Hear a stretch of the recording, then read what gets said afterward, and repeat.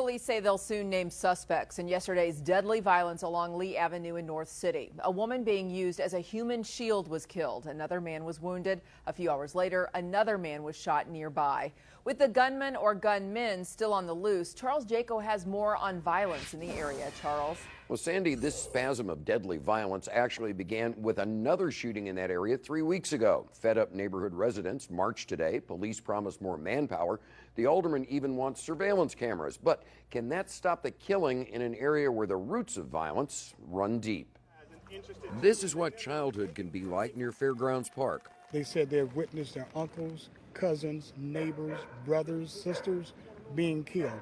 These kids was from the age of 6 to 11. At a young age in our community, a lot of the young kids around here are growing up around violence from a very young age in their neighborhood and very often in their households, and that's seen as normal. And that path ended here on Lee Avenue Tuesday. Even though the suspect is 19, 20 years old, he's been living a life of violence for as long as he's been alive. What do we want? Peace! When do we want it? Now! These people live here too, held hostage, they say, by a tiny minority of violent thugs. People in their own neighborhoods are fearful. They're intimidated by their surroundings, or intimidated by some of the thugs that are in the neighborhood. And so they're living in fear. And they're also living in an area where crime is sometimes the only job skill. Where there's a lack of education, there's going to be violence. And I truly believe that in order to rid our community from violence, we have to begin to educate these youth.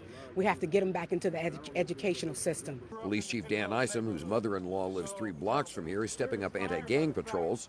What I'm saying to the community is that the young people who are committing these acts are from the community, and that it takes the community standing up and holding the young people accountable. And now the city is also taking bids on high-tech surveillance cameras to be mounted around the area. And 12 of those surveillance cameras could be up and running in the Fairgrounds Park area by the 4th of July. Charles Jaco, Fox 2 News.